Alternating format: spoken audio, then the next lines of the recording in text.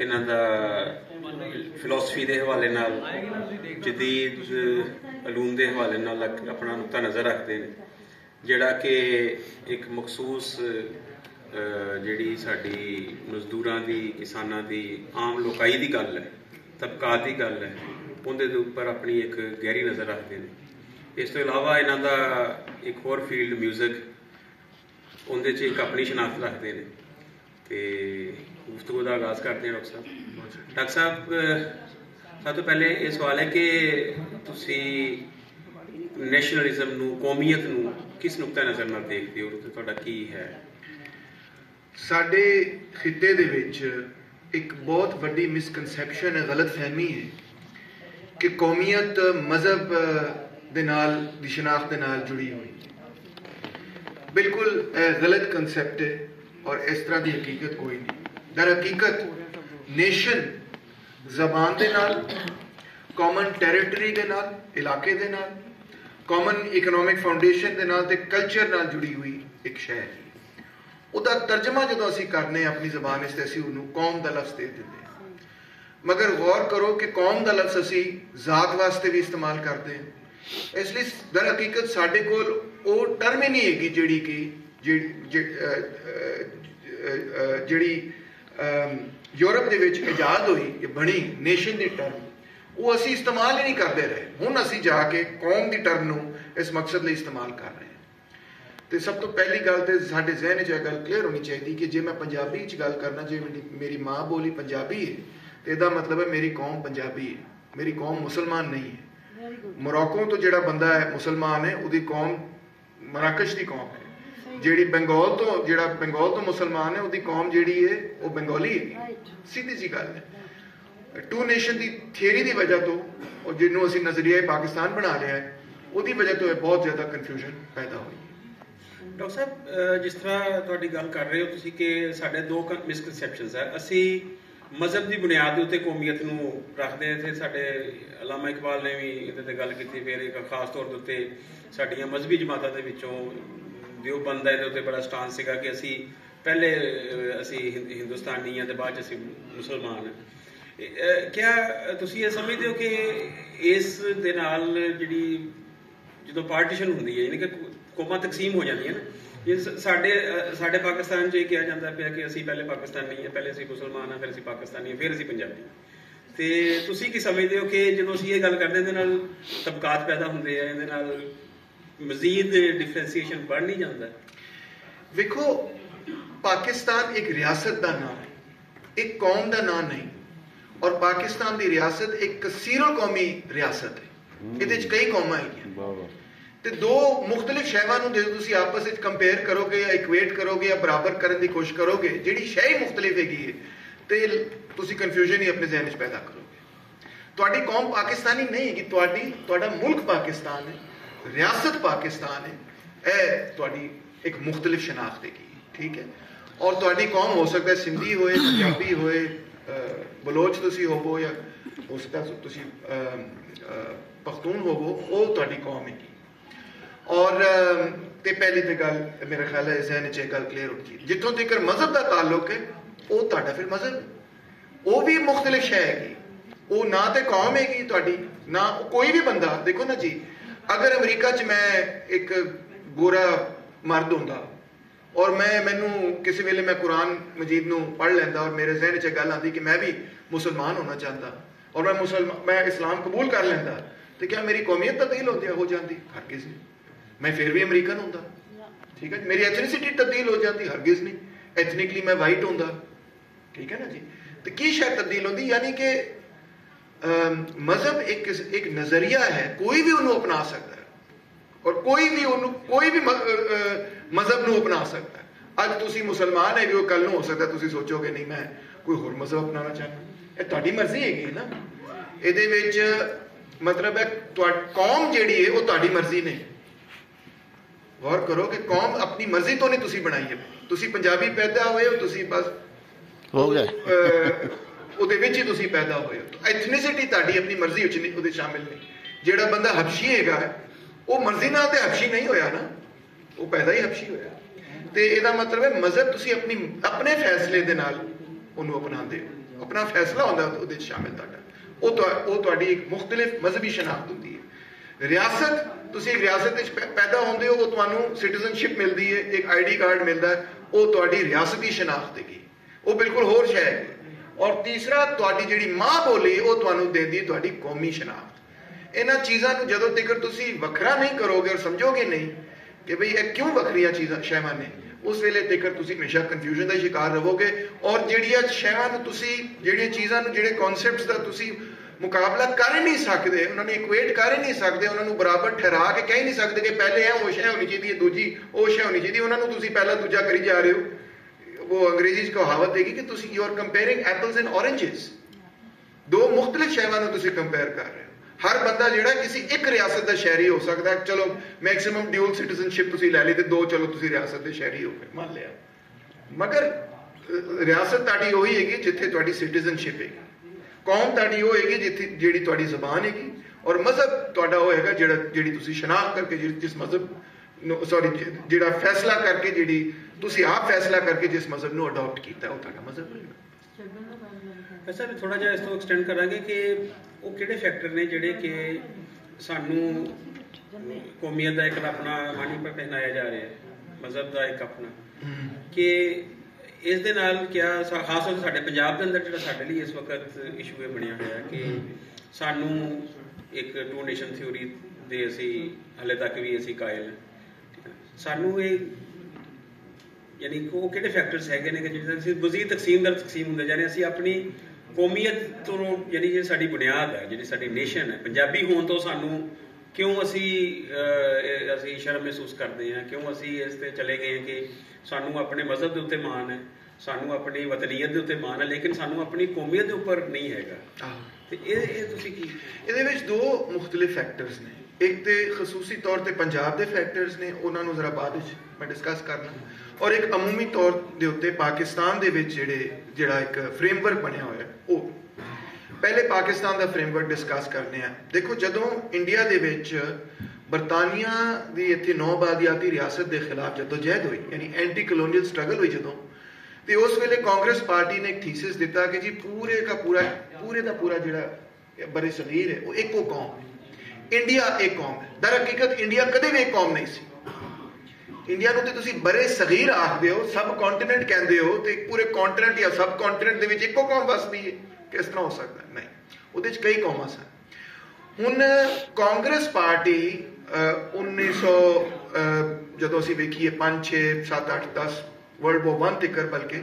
ਤੁਸੀਂ ਕਹਿ ਸਕਦੇ ਹੋ ਇੱਕ ਛੋਟੀ ਜੀ ਨਵਾਬਾਂ ਦੀ ਇਲੀਟ ਦੀ ਪਾਰਟੀ ਸੀ ਇਸੇ ਤਰ੍ਹਾਂ ਮੁਸਲਿਮ ਲੀਗ ਵੀ ਨਵਾਬਾਂ ਦੇ ਔਰ ਨਵਾਬਾਂ ਔਰ ਇਲੀਟ ਦੀ ਪਾਰਟੀ ਸੀ ਅਵਾਮੀ ਪਾਰਟੀ ਔਰ ਮਜ਼ਦੂਰਾਂ ਕਿਸਾਨਾਂ ਦੀ ਪਾਰਟੀ ਨਹੀਂ ਸੀ ਜਦੋਂ ਗਾਂਧੀ ਸਾਹਿਬ ਸਾਊਥ ਅਫਰੀਕਾ ਤੋਂ ਵਾਪਸ ਇੰਡੀਆ ਆਏ ਤੇ ਉਹਨਾਂ ਨੇ ਪਹਿਲੀ ਦਫਾ ਇੱਕ ਮਜ਼ਹਬੀ ਕੀ ਕਹਿਣਾ ਚਾਹੀਦਾ ਹੈ ਬੁਨਿਆਦ ਦੇ ਉੱਤੇ ਮੈਸ ਮੋਬਿਲਾਈਜੇਸ਼ਨ ਸ਼ੁਰੂ ਕੀਤੀ ਔਰ ਜਿਹੜੀ ਖਿਲਾਫਤ ਮੂਵਮੈਂਟ ਸ਼ੁਰੂ ਹੋਈ ਉਹਦੇ ਨਾਲ ਕਾਂਗਰਸ ਪਾਰਟੀ ਔਰ ਗਾਂਧੀ ਦੀ ਤਹਿਰੀਕ ਦੋਵੇਂ ਜੁੜ ਕੇ ਉਹਨਾਂ ਨੇ ਇੱਕ ਨਾਨ ਕੋਆਪਰੇਸ਼ਨ ਮੂਵਮੈਂਟ ਸ਼ੁਰੂ ਕੀਤੀ ਮਗਰ ਉਹਦਾ ਜਿਹੜਾ ਇਡੀਅਮ ਬਣਿਆ ਮਤਲਬ ਹੈ ਕਿ ਉਹਦੀ ਜਿਹੜੀ ਇੱਕ ਤਸ਼ੱਖੁਸ ਬਣੀ ਉਹ ਮਜ਼ਹਬੀ ਸੀ ਔਰ ਕਿਉਂਕਿ ਗਾਂਧੀ ਸਾਹਿਬ ਖੁਦ ਹਿੰਦੂ ਸਨ ਅਗਰਚੇ ਗਾਂਧੀ ਸਾਹਿਬ ਸਾਰੇ ਦੇਵਬੰਦੀਆਂ ਨੂੰ ਵੀ ਨਾਲ ਲੈ ਕੇ ਟੁਰ ਰਹੇ ਸਨ ਮਗਰ ਕਿਉਂਕਿ ਉਹ ਆਪ ਉਸ ਮੂਵਮੈਂਟ ਨੂੰ ਲੀਡ ਕਰ ਰਹੇ ਸਨ ਔਰ ਆਪ ਉਹਦੀ ਨੁਮਾਇੰਦਗੀ ਕਰਦੇ ਹੋਇਆਂ ਉਹ ਇੱਕ ਹਿੰਦੂ ਪੁਆਇੰਟ ਆਫ ਵਿਊ ਤੋਂ ਕਰ ਰਹੇ ਸਨ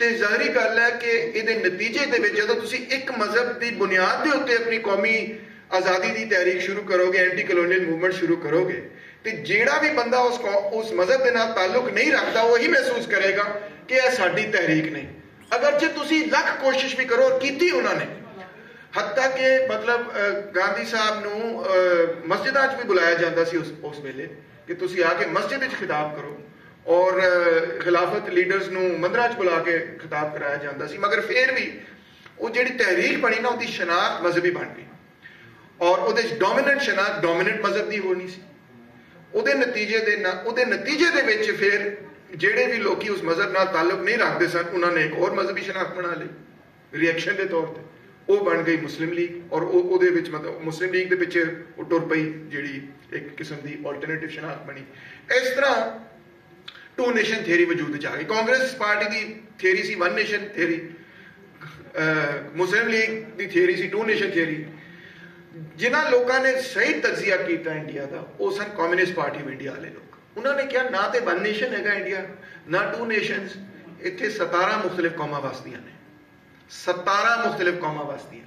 ਕਿਉਂਕਿ ਤੁਸੀਂ ਵੇਖੋ ਕਿ ਬ੍ਰੌਡਲੀ ਸਪੀਕਿੰਗ 17 ਮੁਖਤਲਿਫ ਵੱਡੇ ਨੈਸ਼ਨਲ ਗਰੁੱਪਸ, ਲੈਂਗੁਏਜ ਗਰੁੱਪਸ ਨੇ, ਟੈਰੀਟੋਰੀਅਲੀ ਸਪੀਕਿੰਗ ਉਹਨਾਂ ਦੀ ਮੁਖਤਲਿਫ ਜ਼ਬਾਨਾਂ ਹੈਗੀਆਂ ਨੇ, ਉਹ 17 ਮੁਖਤਲਿਫ ਕੌਮਾਂ ਨੇ। ਹੁਣ ਇੰਡੀਆ ਦੇ ਵਿੱਚ ਕੀ ਹੋਇਆ ਕਿ ਜਦੋਂ ਇੰਡੀਆ ਆਜ਼ਾਦ ਹੋ ਗਿਆ, ਉਹਨਾਂ ਨੇ ਨਹਿਰੂ ਨੇ ਇਸ ਗੱਲ ਨੂੰ ਮੰਨ ਲਿਆ ਕਿ ਇੰਡੀਆ ਇੱਕ ਮਲਟੀ ਨੈਸ਼ਨਲ ਰਿਆਸਤ ਹੈਗੀ। ਉਹਨਾਂ ਨੇ ਫਿਰ ਆਪਣੀ ਆਪਣੀ ਰਿਆਸਤਾਂ ਦੇ ਵਿੱਚ ਖਾਸੀ ਸੂਬਾਈ ਖੁਦ ਮੁਖਤਾਰੀ ਦਿੱਤੀ।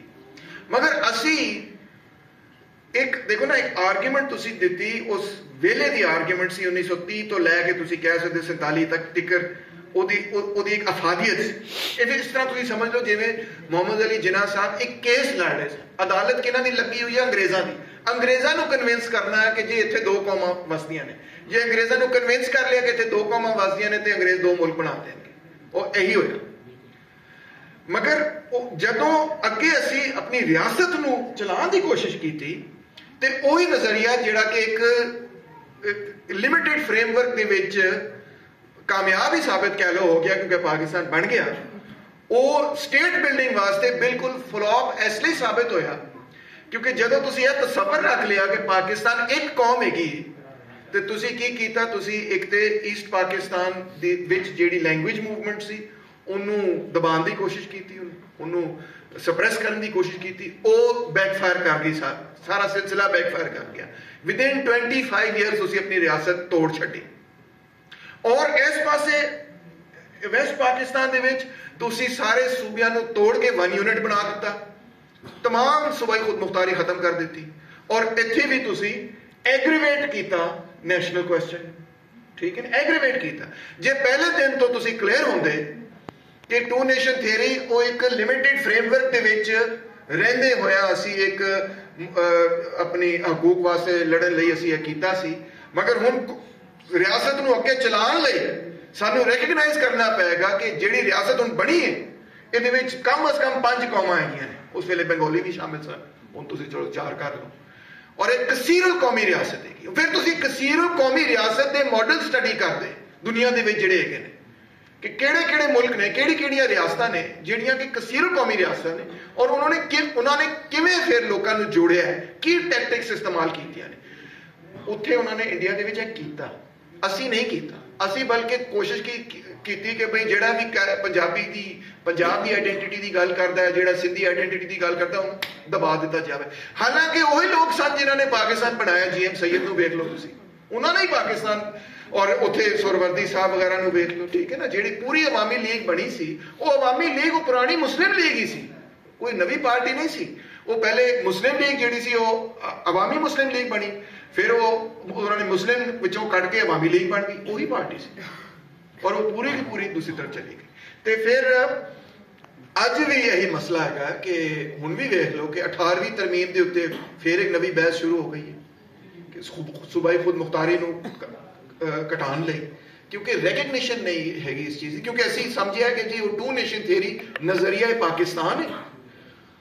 ਅਗਰਚੇ ਉਹ ਪਾਕਿਸਤਾਨ ਬਣਾਉਣ ਦੇ ਵਿੱਚ ਉਹਦਾ ਇੱਕ ਕਿਰਦਾਰ ਜ਼ਰੂਰ ਸੀ, ਮਗਰ ਉਹ ਪਾਕਿਸਤਾਨ ਨੂੰ ਚਲਾਉਣ ਦੇ ਵਿੱਚ ਉਹ ਕਿਰਦਾਰ ਨਹੀਂ ਅਦਾ ਕਰ ਸਕਦੀ। ਜਦ ਪਾਕਿਸਤਾਨ ਨੂੰ ਜੇ ਚਲਾਉਣਾ ਹੈ ਤੇ ਤੁਹਾਨੂੰ ਰੈਕਗਨਾਈਜ਼ ਕਰਨਾ ਹੋਏਗਾ ਕਿ ਪਾਕਿਸਤਾਨ ਇੱਕ ਕਸੀਰੁਲ ਕੌਮੀ, ਕਸੀਰੁਲ ਮਜ਼ਹਬੀ ਰਿਆਸਤ ਹੈਗੀ, ਔਰ ਉਹਦੇ ਵਿੱਚ ਕਸੀਰੁਲ ਕੌਮੀ ਰਿਆਸਤ ਨੂੰ ਚਲਾਉਣ ਦਾ ਤਰੀਕਾ ਹੀ ਹੁੰਦਾ ਕਿ ਤੁਸੀਂ ਵਾਈਡ ਸਪਰੈਡ ਆਟੋਨੋਮੀ ਦਿਓ ਹਰ ਇਕਾਈ ਨੂੰ, ਹਰ ਕੌਮ ਨੂੰ ਜਿਹੜੀ ਕਿ ਤੁਹਾਡੀ ਰਿਆਸਤ ਦੇ ਵਿੱਚ ਸ਼ਾਮਿਲ। ਦੂਜਾ ਮਸਲਾ ਪੰਜਾਬ ਦਾ ਹੈਗਾ, ਉਹ ਜ਼ਰਾ ਹੋਰ ਕੰਪਲਿਕੇਟਡ ਮਸਲਾ ਹੈ। ਉਹਦੇ ਵਿੱਚ ਜਿਹੜੀ ਵੰਡ ਪਈ ਹੈ ਔਰ ਜਿਹੜਾ ਈਸਟ ਔਰ ਵੈਸਟ ਪੰਜਾਬ ਦੇ ਵਿੱਚ ਜਿਹੜਾ ਇੱਕ ਸਿਲਸਿਲਾ ਚੱਲਿਆ, ਇੱਕ ਤੇ ਰਣਜੀਤ ਸਿੰਘ ਦੇ ਪੀਰੀਅਡ ਦੇ ਵਿੱਚ, ਫਿਰ ਉਸ ਤੋਂ ਬਾਅਦ ਜਿਹੜੀ ਇੱਥੇ ਕਤਲੋ ਗਾਰਤ ਹੋਈ, ਉਹਦੇ ਨਤੀਜੇ ਦੇ ਵਿੱਚ ਰਿਆਸਤ ਦਾ ਇਹ ਖਿਆਲ ਸੀ, ਔਰ ਬਲਕਿ ਪੰਜਾਬ ਦੇ ਆਪਣੇ ਇਲੀਟ ਦਾ ਇਹ ਖਿਆਲ ਸੀ ਕਿ ਇਹ ਜਨਾਬ ਹੈ ਤੇ ਹੁਣ ਸਿੱਖਾਂ ਦੀ ਜ਼ਬਾਨ ਹੈਗੀ ਸਾਡੀ ਜ਼ਬਾਨ। ਹਾਲਾਂਕਿ ਘਰ ਵਿੱਚ ਸਾਰੇ ਪੰਜਾਬੀ ਬੋਲਦੇ ਸਨ, ਮਗਰ ਸਕਾਫਤੀ ਇਤਬਾਰ ਨਾਲ ਉਹਨਾਂ ਨੇ ਕਿਹਾ ਇਹ ਸਿੱਖਾਂ ਦੀ ਜ਼ਬਾਨ ਹੈਗੀ ਹੈ। ਹੁਣ ਸਿੱਖ ਜਿਹੜੇ ਨੇ ਇੰਡੀਆ ਦੇ ਨਾਲ ਸ਼ਾਮਿਲ ਨੇ, ਤੇ ਅਗਰ ਅਸੀਂ ਪੰਜਾਬ ਦੀ ਆਇਡੈਂਟੀਟੀ ਨੂੰ ਸੈਲੀਬ੍ਰੇਟ ਕਰਾਂਗੇ ਤੇ ਸਾਨੂੰ ਉਹਦੀ ਅਦਰ ਅਸੀਂ ਇੰਡੀਆ ਦੀ ਆਇਡੈਂਟੀਟੀ ਨੂੰ ਜਾਂ ਇੰਡੀਅਨ ਪੰਜਾਬ ਨੂੰ ਸੈਲੀਬ੍ਰੇਟ ਕਰ ਰਹੇ ਹਾਂ। ਹੁਣ ਪੰਜਾਬ ਦੀ ਹਿਸਟਰੀ ਜਦੋਂ ਅਸੀਂ ਸਟੱਡੀ ਕਰਨੇ ਆ, ਮੈਂ ਅਕਸਰ ਬੜਾ ਹੈਰਾਨ ਹੁੰਦਾ, ਲੋਕੀ ਮੈਨੂੰ ਪੁੱਛਦੇ ਨੇ ਪੰਜਾਬ ਦੇ ਕਿਹੜੇ ਹੀਰੋ ਨੇ, ਮੈਂ ਕਹਿੰਦਾ ਭਗਤ ਸਿੰਘ। ਫਿਰ ਪਾਕਿਸਤਾਨੀਆਂ ਦੇ ਵਿੱਚ ਮੈਂ ਗੱਲ ਕਰ ਰਿਹਾ, ਮੈਂ ਕਹਿੰਦਾ ਭਗਤ ਸਿੰਘ ਬਹੁਤ ਵੱਡਾ ਹੀਰੋ ਹੈ ਪੰਜਾਬ ਦਾ। ਮੈਨੂੰ ਪਤਾ ਕਿ ਜਵਾਬ ਮਿਲਦਾ ਨਹੀਂ ਜੀ ਉਹ ਤੇ ਸਿੱਖ ਸੀ। ਮੈਂ ਕਿਹਾ ਜੀ ਸਿੱਖ ਸੀ ਤਾਂ ਪੰਜਾਬੀ ਨਹੀਂ ਸੀ। ਮਤਲਬ ਹੈਰਾਨ ਕੌਣ ਗੱਲ ਹੈ ਵੇ ਕਿ ਅਸੀਂ ਉਹਨੂੰ ਔਨ ਹੀ ਨਹੀਂ ਕਰਦੇ, ਅਗਰ ਜੇ ਉਹਨੂੰ ਲਾਹੌਰ ਦੇ ਵਿੱਚ ਫਾਂਸੀ ਹੋਈ ਕਿਉਂ ਨਹੀਂ ਔਨ ਕਰਦੇ? ਕਿਉਂਕਿ ਸਾਡੇ ਜ਼ਹਿਨ 'ਚ ਇਹ ਗੱਲ ਆਉਂਦੀ ਕਿ ਉਹ ਸਿੱਖ ਹੈ, ਸਿੱਖ ਜਿਹੜੇ ਨੇ ਉਸ ਸਾਈਡ ਤੇ ਹੁੰਦੇ ਨੇ, ਉਹ ਪੰਜਾਬੀ ਨਹੀਂ ਹੁੰਦੇ। ਪਤਾ ਨਹੀਂ ਕੀ ਅਜੀਬੋ ਗਰੀਬ ਕਿਸਮ ਦੀ। ਔਨ ਦ ਵਨ ਹੈਂਡ ਅਸੀਂ ਸੋਚਦੇ ਹਾਂ ਕਿ ਉਸ ਸਾਈਡ ਤੇ ਹੈਗੇ ਨੇ ਤੇ ਲਿਹਾਜ਼ਾ ਉਹਦਾ ਸਾਡੇ ਨਾਲ ਕੋਈ ਤਾਲੁਕ ਨਹੀਂ। ਔਨ ਦੀ ਅਦਰ ਹੈਂਡ ਅਸੀਂ ਸਮਝਦੇ ਹਾਂ ਕਿ ਉਹ ਕੋਈ ਵੱਖਰੀ ਕਿਸਮ ਦੀ ਉਹ ਪੰਜਾਬ ਦੀ ਆਈਡੈਂਟੀਟੀ ਬਣਾਉਣ ਦੀ ਕੋਸ਼ਿਸ਼ ਕਰ ਰਹੇ ਹਾਂ ਅਸੀਂ, ਕਿ ਜਿਹਦੇ ਵਿੱਚ ਅਸੀਂ ਜਿਹੜੀ ਹਜ਼ਾਰਾਂ ਸਾਲ ਦੀ ਡਿਵੈਲਪਮੈਂਟ ਹੈ ਉਹਨੂੰ ਨੇਗੇਟ ਕਰਕੇ ਅਸੀਂ ਸਮਝ ਰਹੇ ਹਾਂ ਕਿ ਅਸੀਂ ਇੱਥੇ ਕੋਈ ਹੋਰ ਆਈਡੈਂਟੀਟੀ ਬਣਾਉਣ 'ਚ ਕਾਮਯਾਬ ਹੋ ਜਾਵਾਂਗੇ। It is impossible to do that. Historical amnesia ਬਲਕਿ ਤੁਸੀਂ ਪੈਦਾ ਕਰ ਰਹੇ ਹੋ। ਤੇ ਹਰ ਤੁਸੀਂ ਵੇਖੋ ਗਲੀ, ਹਰ ਮੁਹੱਲੇ ਦਾ ਨਾਂ ਜਿਹੜਾ ਹੈ ਉਹ ਅਗਰ ਜਿਹੜਾ ਪੁਰਾਣਾ ਨਾਂ ਹੈਗਾ ਉਹ ਤੁਸੀਂ ਟਰੇਸ ਕਰ ਸਕਦੇ ਹੋ ਪੰਜਾਬ ਦੀ ਹਿਸਟਰੀ ਦੇ ਨਾਲ। ਆਪਣੀ ਇਸ ਸ਼ਹਿਰ ਦਾ ਨਾਂ ਤੁਸੀਂ ਟਰੇਸ ਕਰ ਸਕਦੇ ਹੋ ਉਹਦੀ ਹਿਸਟਰੀ ਦੇ ਨਾਲ। ਤੇ ਪੰਜਾਬ ਦੀ ਮੁਸਲਿਮ ਇਲੀਟ ਦੇ ਵਿੱਚ ਪਾਰਟੀਸ਼ਨ ਤੋਂ ਬਾਅਦ, ਬਲਕਿ ਪਹਿਲੇ ਤੋਂ ਹੀ ਸ਼ੁਰੂ ਹੋ ਗਿਆ ਸੀ ਇਹ ਮਾਮਲਾ, ਜਿਹੜੀ ਵੰਡ ਪਈ ਹੈ ਉਹਦੇ ਨਤੀਜੇ ਦੇ ਵਿੱਚ ਬਿਲਖਸੂਸ ਪੰਜਾਬ ਦੇ ਵਿੱਚ ਆਪਣੀ ਆਈਡੈਂਟੀਟੀ ਨੂੰ ਛੱਡਣ ਦਾ ਇੱਕ ਫੋਬੀਆ ਪੈਦਾ ਹੋ ਗਿਆ, ਜਿਹੜਾ ਕਿ ਸਿੰਧ 'ਚ ਨਹੀਂ, ਜਿਹੜਾ ਬਲੋਚਿਸਤਾਨ 'ਚ ਨਹੀਂ, ਜਿਹੜਾ ਖੈਬਰ ਪਖਤੂਨਖਵਾ 'ਚ, ਮਗਰ ਇੱਥੇ ਸਰ क्या इंटेंशनली ऐसा पंजाब ਨਾਲ ਕੀਤਾ ਗਿਆ ਕਿ ਪੰਜਾਬ ਦੀ ਐਲੀਟ ਨੇ ਕਦੀ ਮਜ਼ਹਬ ਦਾ ਸਹਾਰਾ ਲਿਆ? ਪਹਿਲੇ ਜਦੋਂ ਦੋ ਕੌਮੀ ਨਜ਼ਰੀਏ ਦੀ ਅਸੀਂ ਕਰਦੇ, ਇਹਨਾਂ ਨੇ ਮਜ਼ਹਬ ਦਾ ਸਹਾਰਾ ਲੈ ਕੇ ਸਾਨੂੰ ਤਕਸੀਮ ਕਰਨ ਦੀ ਕੋਸ਼ਿਸ਼ ਕੀਤੀ। ਜਦੋਂ ਮਜ਼ਹਬ ਦਾ ਕਾਰਡ ਹੋ ਗਿਆ, ਫਿਰ ਸਾਨੂੰ ਇੱਕ ਨੈਸ਼ਨਲਿਜ਼ਮ ਯਾਨੀ ਕਿ ਪਾਕਿਸਤਾਨੀ ਨੈਸ਼ਨਲਿਜ਼ਮ ਦਾ ਸਹਾਰਾ ਲੈ ਕੇ ਇਹ ਸਾਰਾ ਨੈਸ਼ਨਲਿਜ਼ਮ ਜਾਂ ਇਹ ਪੰਜਾਬ ਦੇ ਉੱਪਰ ਹੀ ਕਿਉਂ ਥੋਪਿਆ ਜਾਂਦਾ ਕਿ ਇਹ ਨੈਸ਼ਨਲਿਜ਼ਮ ਸਿੰਧ ਦੇ ਉੱਤੇ ਜਾਂ ਇਹ ਨੈਸ਼ਨਲਿਜ਼ਮ ਦੂਸਰਿਆਂ ਦੇ ਉੱਪਰ ਕਿਉਂ ਇਸ ਤਰ੍ਹਾਂ ਇੰਪਲੀਮੈਂਟ ਨਹੀਂ ਕੀਤਾ ਜਾਂਦਾ? ਉੱਤੇ ਵੀ ਬੜਾ ਇੰਪਲੀਮੈਂਟ ਹੋ। ਲੇਕਿਨ ਦੇਖੋ ਨਾ, ਜਿਸ ਤਰੀਕੇ ਨਾਲ ਪੰਜਾਬ ਨੂੰ ਕਾਊਂਟਰ ਕੀਤਾ ਜਾ ਰਿਹਾ, ਪੰਜਾਬ ਦੇ ਅੰਦਰ ਸਾਨੂੰ ਪੰਜਾਬੀ ਲੈਂਗੁਏਜ ਲਈ ਬੋਲਣ ਦੇ ਉੱਪਰ, ਸਾਨੂੰ ਡਰਾਮਿਆਂ 'ਚ, ਸਾਨੂੰ ਫਿਲਮ ਦੇ ਅੰਦਰ ਡਾਊਨਫਾਲ ਦਿਖਾਇਆ ਜਾਂਦਾ, ਸਾਨੂੰ ਹੀਨੇ ਦੱਸਿਆ ਜਾਂਦਾ ਕਿ ਵੀ ਇਹ ਜਾਹਲ ਕੌਮ ਹੈ। ਫਾਊਲ ਲੈਂਗੁਏਜ ਤੱਕ ਬੱਚਿਆਂ ਨੂੰ ਦੱਸੀ ਜਾਂਦੀ ਕਿ ਪੰਜਾਬੀ ਬੋਲਣ ਵਾਲੇ ਬੱਚੇ ਫਾਊਲ ਲੈਂਗੁਏਜ। ਕਿਆ ਇਹ ਕਹਿ ਦਿੱਤਾ ਗਿਆ ਹੋਇਆ ਕਿ ਪੰਜਾਬੀ ਇੱਕ ਪਿਟੇ ਹੋਏ ਔਰ ਗਰੀਬ ਤਬਕੇ ਦੀ ਜ਼ੁਬਾਨ ਹੈ, ਉਰਦੂ ਜਾਂ ਇੰਗਲਿਸ਼ ਜਾਂ ਦੂਸਰੀਆਂ ਜ਼ੁਬਾਨਾਂ ਇੱਕ ਇਲੀਟ ਕਲਾਸ ਦੀਆਂ ਜ਼ੁਬਾਨਾਂ ਹੈਗੀਆਂ? ਇਹ ਵੀ ਪ੍ਰੋਬਲਮ ਹੈ, ਮਗਰ ਇਹ ਪ੍ਰੋਬਲਮ ਸਿਰਫ ਪੰਜਾਬ ਦੇ ਵਿੱਚ ਨਹੀਂ ਨਾ ਹੈ, ਤੇ ਪੂਰੇ ਪਾਕਿਸਤਾਨ ਬਲਕਿ ਇੰਡੀਆ ਦੇ ਵਿੱਚ ਵੀ ਮੌਜੂਦ ਹੈ। ਤੁਸੀਂ ਵੇਖੋ ਕਿ ਇੰਡੀਆ ਦੇ ਵਿੱਚ ਵੀ ਜਿਹੜੀ ਇਲੀਟ ਹੈ ਔਰ ਜਿਹੜੇ ਇਲੀਟ ਸਕੂਲਸ ਨੇ, ਯੂਨੀਵਰਸਿਟੀਆਂ ਨੇ, ਕਾਲਜ ਨੇ, ਉਹ ਅੰਗਰੇਜ਼ੀ 'ਚ ਸਾਡੀ ਹਾਇਰ ਐਜੂਕੇਸ਼ਨ ਹੁੰਦੀ ਉੱਥੇ ਵੀ, ਬੰਗਲਾਦੇਸ਼ ਦੇ ਵਿੱਚ ਵੀ ਇੰਝ ਹੀ ਹੈ। ਮਗਰ ਤੁਸੀਂ ਇਹ ਕਹਿ ਰਹੇ ਸੀ ਕਿ ਸਿਰਫ ਪੰਜਾਬ ਦੇ ਵਿੱਚ ਕਿਉਂ ਇਨਫੋਰਸ ਹੁੰਦਾ ਹੈ? ਇਹ ਜਿਹੜੀ ਰਿਆਸਤੀ ਪਾਲਿਸੀ ਹੈ ਨਾ, ਉਹ ਤੇ ਬਿਲਕੁਲ ਚਾਰੇ ਸੂਬਿਆਂ ਦੇ ਵਿੱਚ ਇਸੇ ਤਰ੍ਹਾਂ ਹੀ ਇਨਫੋਰਸ ਹੁੰਦੀ ਹੈ। ਪੰਜਾਬ ਦੇ ਵਿੱਚ ਐਡੀਸ਼ਨਲ ਜਿਹੜਾ ਪ੍ਰੋਬਲਮ ਹੈ ਉਹ ਇਹ ਕਿ ਪੰਜਾਬ ਦੀ ਆਪਣੀ ਇਲੀਟ ਜਿਹੜੀ ਹੈ ਉਹ ਪੰਜਾਬ ਦੀ ਲੈਂਗੁਏਜ ਨੂੰ ਸਪੋਰਟ ਔਰ ਕਲਚਰ ਨੂੰ ਸਪੋਰਟ ਨਹੀਂ ਕਰਦੀ। ਸਿੰਧ ਦੀ ਜਿਹੜੀ ਇਲੀਟ ਹੈ ਉਹ ਬਾਹਰ ਸਿੰਧੀ ਲੈਂਗੁਏਜ ਨੂੰ ਸਪੋਰਟ ਕਰਦੀ ਹੈ, ਉਹ ਸਿੰਧੀ ਲੈਂਗੁਏਜ ਪੜ੍ਹਦੇ ਵੀ ਨੇ, ਉਹ ਸਿੰਧੀ ਲੈਂਗੁਏਜ ਦੇ ਵਿੱਚ ਆਪਣੇ ਫੈਸਟੀਵਲਸ ਵਗੈਰਾ, ਆਪਣੀ ਗੁਫ਼ਤਗੂ ਵੀ, ਆਪਣੀ ਪੋਇਟਰੀ, ਆਪਣੀ ਸਾਰਾ ਲਿਟਰੇਚਰ ਉਹ ਅਪਰੀਸ਼ੀਏਟ ਕਰਦੇ ਨੇ, ਉਹਨੂੰ ਜ਼ਿੰਦਾ ਰੱਖਦੇ ਨੇ। ਇਸੇ ਤਰ੍ਹਾਂ ਖੈਬਰ ਪਖਤੂਨਖਵਾ ਦੇ ਵਿੱਚ ਔਰ ਬਲੋਚਾਂ ਦੇ ਵਿੱਚ ਵੀ ਇਸੇ ਤਰ੍ਹਾਂ ਹੀ ਹੈ। ਮਗਰ ਐਕਚੁਅਲੀ ਪ੍ਰੋਬਲਮ ਸਿਰਫ ਰਿਆਸਤੀ ਪਾਲਿਸੀ ਦਾ, ਪੰਜਾਬ ਦੇ ਵਿੱਚ ਸਿਰਫ ਰਿਆਸਤੀ ਪਾਲਿਸੀ ਦਾ ਨਹੀਂ ਹੈਗਾ। ਪੰਜਾਬ ਦੇ ਵਿੱਚ ਐਡੀਸ਼ਨਲ ਪ੍ਰੋਬਲਮ ਪੰਜਾਬ ਦੀ ਆਪਣੀ ਇਲੀਟ ਦਾ ਵੀ ਹੈਗਾ ਕਿ ਜਿਹੜੀ ਕਿ ਮਤਲਬ ਜਿਹੜੀ ਇਲੀਟ ਦਾ ਦੀ ਐਗਜ਼ੈਨੀਅਤ ਬਣ ਗਈ ਹੈ ਕਿ ਜੇ ਅਸੀਂ ਹਾਈ ਕਲਚਰ ਰਿਟੇਨ ਕਰਨਾ ਹੈ ਤੇ ਹਾਈ ਕਲਚਰ ਸਾਨੂੰ ਉਰਦੂ ਤੋਂ ਮਿਲੇਗਾ, ਹਾਈ ਕਲਚਰ ਸਾਨੂੰ ਅੰਗਰੇਜ਼ੀ ਤੋਂ ਮਿਲੇਗਾ। ਪੰਜਾਬ ਦਾ ਵੀ ਬੜਾ ਹਾਈ ਕਲਚਰ ਰਿਹਾ ਹੈ ਪੰਜਾਬ ਆਬਵੀਅਸ, ਮਗਰ ਉਹ ਜ਼ਹਿਨ ਦੇ ਵਿੱਚ ਹੁਣ ਗੱਲ ਉਹੀ ਆ ਗਈ ਹੈ ਕਿ ਉਹ ਪਤਾ ਨਹੀਂ ਜਿਹੜਾ ਪੰਜਾਬ ਦਾ ਹਾਈ ਕਲਚਰ ਹੈ ਉਹ ਸਿੱਖ ਹੈਗਾ। ਮੈਂ ਤੁਹਾਨੂੰ ਦੱਸ ਰਿਹਾ ਬਹੁਤ ਵੱਡਾ ਫੋਬੀਆ ਹੈਗਾ ਲੋਕਾਂ ਦੇ ਵਿੱਚ, ਕਿਉਂਕਿ ਹੈ ਨਾ ਉਹ ਸਿੱਖ। ਇੱਕ ਪੀਰੀਅਡ ਦੇ ਵਿੱਚ ਜ਼ਾਹਿਰੀ ਗੱਲ ਹੈ ਪੰਜਾਬ ਦਾ ਜਿਹੜਾ ਕਲਚਰ ਸੀ, ਜਦੋਂ ਸਿੱਖੀਜ਼ਮ ਦਾ ਰਾਈਜ਼ ਹੋਇਆ ਹੈ ਤੇ ਜ਼ਾਹਿਰੀ ਗੱਲ ਹੈ ਪੰਜਾਬ ਦਾ ਇੱਕ ਬਹੁਤ ਵੱਡਾ ਕਲਚਰਲ ਫਿਨੋਮੀਨਾ ਸਿੱਖੀਜ਼ਮ ਨਾਲ ਜੁੜ ਗਿਆ ਸੀ। ਕਿਉਂਕਿ ਅਸੀਂ ਮੁਸਲਮਾਨ ਹੋਣਾ ਚਾਹੁੰਦੇ ਹਾਂ ਤੇ ਫਿਰ ਇਸ ਲਈ ਅਸੀਂ ਸਮਝਦੇ ਹਾਂ ਕਿ ਜਿਹੜੀ ਸ਼ਾਇਦ ਸਿੱਖੀਜ਼ਮ ਦੇ ਨਾਲ ਜੁੜੀ ਹੋਈ ਹੈ ਉਹਨੂੰ ਰਿਜੈਕਟ ਕੀਤਾ ਜਾਏ। ਇਸ ਲਈ ਅਸੀਂ ਆਪਣੀ ਪੂਰੀ ਔਰ ਹਿਸਟਰੀ ਔਰ ਲੈਂਗੁਏਜ ਨੂੰ ਵੀ ਰਿਜੈਕਟ ਕਰ ਦਿੱਤਾ। ਰਣਜੀਤ ਸਿੰਘ ਨੂੰ ਇੱਥੇ ਕੌਣ ਸੈਲੀਬ੍ਰੇਟ ਕਰਦਾ? ਕੋਈ ਨਹੀਂ ਕਰਦਾ, ਅਗਰਚੇ ਉਹ ਪੰਜਾਬੀ ਇੱਕ ਕਿੰਗ ਹੈ ਨਾ, ਠੀਕ ਹੈ ਨਾ, ਮਗਰ ਅਸੀਂ ਸੈਲੀਬ੍ਰੇਟ ਨਹੀਂ ਕਰ ਸਕਦੇ। ਅਗਰ ਅਸੀਂ ਸੈਲੀਬ੍ਰੇਟ ਕਰਾਂਗੇ ਤੇ ਅਸੀਂ ਸਮਾਂ ਉਹਦੀ ਅਦਰ ਸਾਡੇ ਜ਼ਹਿਨ 'ਚ ਗੱਲ ਆਵੇਗੀ ਕਿ ਤੇ ਪਾਕਿਸਤਾਨ ਦੀ ਖਿਲਾਫ ਵਰਜ਼ੀ ਹੋ ਰਹੀ ਕਿਸੇ ਸੈਂਸ 'ਚ। ਅਗਰਚੇ ਰਣਜੀਤ ਸਿੰਘ ਦਾ ਪੀਰੀਅਡ ਜਿਹੜਾ ਪਾਕਿਸਤਾਨ ਦੇ ਬਣਨ ਤੋਂ ਬਹੁਤ ਪਹਿਲੇ ਦਾ ਪੀਰੀਅਡ ਹੈਗਾ, ਠੀਕ ਹੈ ਨਾ, ਮਗਰ ਸਾਨੂੰ ਸਮਾਂ, ਮਗਰ ਇੰਡੀਆ ਦੇ ਵਿੱਚ ਰਣਜੀਤ ਸਿੰਘ ਨੂੰ ਸੈਲੀਬ੍ਰੇਟ ਕੀਤਾ ਜਾਂਦਾ। ਇਹਦਾ ਮਤਲਬ ਅਸਰ ਇਸ ਤਰ੍ਹਾਂ ਦਾ ਹੋਇਆ ਹੈ ਕਿ ਅਸੀਂ ਆਪਣੀ ਰਿਲੀਜੀਅਸ ਆਈਡੈਂਟੀਟੀ ਔਰ ਕੌਮੀਅਤ ਵਾਲੀ ਆਇਡੈਂਟੀਟੀ ਨੂੰ ਕਨਫਿਊਜ਼ ਕਰਕੇ ਉਹ ਪਾਕਿਸਤਾਨੀ ਆਇਡੈਂਟੀਟੀ ਉਹਦੇ ਉੱਤੇ ਥੋਪ ਕੇ ਇੱਕ ਅਜੀਬੋ ਗਰੀਬ ਜਿਸ ਕਿਸਮ ਦੀ ਖਿਚੜੀ ਬਣਾ ਲਈਏ। ਔਰ ਉਹ ਸਾਡੀ ਪੰਜਾਬ ਦੇ ਵਿੱਚ ਖਿਚੜੀ ਜਿਹੜੀ ਹੈ ਉਹ ਸਿਰਫ ਰਿਆਸਤ ਦਾ ਪ੍ਰੋਬਲਮ ਨਹੀਂ ਹੈ, ਉਹ ਬਲਕਿ ਸਾਡੇ ਇੰਟੈਲੈਕਚੁਅਲਸ ਦਾ ਵੀ ਪ੍ਰੋਬਲਮ ਹੈ, ਸਾਡੀ ਇਲੀਟ ਦਾ ਵੀ ਪ੍ਰੋਬਲਮ ਹੈ, ਜਿਹਨੂੰ ਕਿ ਤੋੜਨ ਦੀ ਲੋੜ ਹੈ, ਜਿਹਨੂੰ ਕਰੈਕਟ ਕਰਨ ਦੀ ਲੋੜ ਹੈ। ਡਾਕਟਰ ਸਾਹਿਬ ਬਹੁਤ ਸ਼ੁਕਰੀਆ। ਡਾਕਟਰ ਸਾਹਿਬ ਦੀ ਪੂਰੀ ਗੱਲ ਦਾ ਲੁਬੇ ਲੁਬਾਵ ਇਹ ਹੈ ਕਿ ਅਸੀਂ ਆਪਣੀ ਮੁਸਲਮਾਨ ਮਜ਼ਹਬ ਨੂੰ ਅਸੀਂ ਆਪਣੀ ਕੌਮੀਅਤ ਸਬਰ ਕਰ ਲਿਆ ਹੈ, ਔਰ ਚੂੰਕਿ ਪੰਜਾਬ ਇੱਕ ਲੈਗੇਸੀ ਨਾਲ ਜੁੜਿਆ ਹੋਇਆ ਹੈ, ਇੱਕ ਪੰਜਾਬ ਦੀ ਇੱਕ ਆਪਣੀ ਮਜ਼ਾਹਮਤ ਦੀ ਰਵਾਇਤ ਹੈ ਜਿਹੜੀ ਬਗੈਰ ਕਿਸੇ ਮਜ਼ਹਬ ਦੀ ਸ਼ਨਾਖਤ ਤੋਂ, ਚਾਹੇ ਉਹ ਸਿੱਖ ਸੀਗੇ, ਚਾਹੇ ਉਹ ਮੁਸਲਮਾਨ ਸੀਗੇ, ਚਾਹੇ ਹਿੰਦੂ ਸੀ ਇੱਥੋਂ ਦੇ, ਉਹਨਾਂ ਨੇ ਆਪਣੇ ਤੌਰ ਦੇ ਉੱਪਰ ਅੰਗਰੇਜ਼ ਸਾਮਰਾਜ ਦੀ, ਉਸ ਤੋਂ ਪਿੱਛੇ ਮੁਗਲ ਸਾਮਰਾਜ ਦੀ ਇਸ ਖਿੱਤੇ ਪੂਰੇ ਖਿੱਤੇ ਨੇ ਓਪੋਜੀਸ਼ਨ ਕੀਤੀ, ਮਜ਼ਾਹਮਤ ਕੀਤੀ, ਔਰ ਉਹਦਾ ਨਤੀਜਾ ਅੱਜ ਵੀ ਇੰਪਲੀਮੈਂਟ ਇਹੀ ਕੀਤਾ ਜਾਂਦਾ ਪਿਆ ਕਿ ਅਗਰ ਇਸ ਜਗ੍ਹਾ ਦੇ ਉੱਪਰ ਇਹਨਾਂ ਦੀ ਉਹੀ ਜ਼ੁਬਾਨ ਲਾਗੂ ਕਰ ਦਿੱਤੀ ਗਈ ਜਿਹੜੀ ਕਿ ਇੱਕ ਵਕਤ ਦੇ ਵਿੱਚ 100% ਲਿਟਰੇਸੀ ਰੇਟ ਸੀਗਾ, ਇੱਕ ਵਕਤ 'ਚ ਲੋਕ ਸ਼ੌਰ ਰੱਖਦੇ ਸੀਗੇ, ਇੱਥੇ 7-8 ਲੈਜੈਂਡਸ ਪੈਦਾ ਹੋਏ ਆ ਜਿਹੜੇ ਕਿ ਕਿਸੇ ਲਿਟਰੇਚਰ ਦੇ ਵਿੱਚ ਸ਼ਾਇਦ ਇਰਦ ਗਿਰਦ ਮੌਜੂਦ ਕਿਸੇ ਲਿਟਰੇਚਰ 'ਚ ਇਤਨੇ ਲੈਜੈਂਡਸ ਪੈਦਾ ਨਹੀਂ ਹੋਏ। ਬਾਬਾ ਫਰੀਦ, ਬੁੱਲੇ ਸ਼ਾਹ, ਸ਼ਾਹ ਹੁਸੈਨ, ਔਰ ਇਹ ਲੋਕ ਤਸਵਫ ਨਾਲ ਸਿਰਫ ਨਹੀਂ ਜੁੜੇ ਹੋਏ ਸੀ, ਇਹ ਆਮ ਪਬਲਿਕ ਨਾਲ ਜੁੜੇ ਹੋਏ ਸੀਗੇ, ਇਹ ਲੋਕ ਮਜ਼ਾਮਤ ਨਾਲ ਵੀ ਜੁੜੇ ਹੋਏ ਸੀਗੇ, ਇਹ ਲੋਕ ਆਮ ਪਬਲਿਕ ਨਾਲ ਜੁੜੇ ਸੀ, ਲਿਟਰੇਚਰ ਨਾਲ ਜੁੜੇ ਸੀਗੇ, ਐਜੂਕੇਸ਼ਨ ਨਾਲ ਜੁੜੇ ਸੀ, ਅਵੇਅਰਨੈਸ ਨਾਲ ਜੁੜੇ ਸੀ। ਸ਼ਾਇਦ ਦੀਦਾ ਦਨਿਸਤਾ ਸਾਡੀ ਇਸ ਸਟੇਟ ਦੇ ਅੰਦਰ, ਸਾਡੇ ਪਾਕਿਸਤਾਨ ਦੇ ਅੰਦਰ ਦਨਿਸਤਾ ਤੌਰ ਦੇ ਉੱਤੇ ਇਹ ਕੀਤਾ ਜਾ ਰਿਹਾ ਕਿ ਪੰਜਾਬ ਨੂੰ, ਪਾਕਿਸਤਾਨ ਨੂੰ ਤਬਕਾਤ 'ਚ ਜਾਂ ਮੈਂਟਲ ਡਿਸਟਰਬੈਂਸ ਦੇ ਵਿੱਚ ਜਾਂ ਇਹਨਾਂ ਚੀਜ਼ਾਂ ਦੇ ਵਿੱਚ ਤਕਸੀਮ ਕਰਕੇ ਰੱਖਿਆ ਜਾਏ ਤਾਂ ਕਿ ਆਇੰਦਾ ਇੱਥੋਂ ਕਦੀ ਵੀ ਕੋਈ ਮਜ਼ਾਮਤ ਦੀ ਤਹਿਰੀਕ ਐਸੀ ਪੈਦਾ ਨਾ ਹੋਵੇ ਜਿੰਨੇ ਕਿ ਅੰਗਰੇਜ਼ ਨੂੰ ਵੀ ਮੁਸ਼ਕਲ ਵਕਤ ਦੇਖਣਾ ਪਿਆ, ਜਿਹਦੀ ਵਜ੍ਹਾ ਨਾਲ ਪਿੱਛੇ ਮੁਗਲਾਂ ਨੂੰ ਵੀ, ਅੱਗੇ ਆਉਣ ਵਾਲਾ ਜਿਹੜਾ ਹੁਣ ਮੌਜੂਦਾ ਸਰਮਾਏਦਾਰੀ ਨਿਜ਼ਾਮ ਅੱਗੇ ਗਲੋਬਲਾਈਜੇਸ਼ਨ ਹੈ। ਮੈਂ ਸਮਝਦਾ ਕਿ ਇਸ ਧਰਤੀ ਦੀ 5000 ਸਾਲ ਦੀ ਰਵਾਇਤੀ ਮਜ਼ਾਮਤ ਹੈ, ਔਰ ਇਸ ਮਜ਼ਾਮਤ ਦਾ ਰਾਹ ਰੋਕਣ ਦੀ ਖਾਤਰ ਸਾਨੂੰ ਮੁਖਤਲਿਫ ਨਜ਼ਰੀਆਤ ਦੇ ਵਿੱਚੋਂ ਗੁਜ਼ਾਰਿਆ ਜਾਂਦਾ, ਔਰ ਸਾਡੀ ਇਹ ਕੋਸ਼ਿਸ਼ ਹੈ ਕਿ ਅਸੀਂ ਪਹਿਲੇ ਪੰਜਾਬੀ ਕੌਮ ਬਣੀਏ, ਫਿਰ ਅਸੀਂ ਪਾਕਿਸਤਾਨੀ ਵੀ ਬਣੀਏ, ਫਿਰ ਅਸੀਂ ਮੁਸਲਮਾਨ ਵੀ ਬਣੀਏ। ਸਾਨੂੰ ਆਪਣੇ ਤਿੰਨਾਂ ਚੀਜ਼ਾਂ ਦੇ ਉੱਤੇ ਮਾਣ ਹੈ, ਲੇਕਿਨ ਆਪੋ ਆਪਣੀ ਜਗ੍ਹਾ ਦੇ ਉੱਪਰ। ਡਾਕਟਰ ਸਾਹਿਬ ਤੁਹਾਡੇ ਨਾਲ ਗੱਲ ਕਰਨ ਦਾ ਬਹੁਤ ਸ਼ੁਕਰੀਆ ਜੀ, ਬਹੁਤ ਅੱਛਾ। Thank you.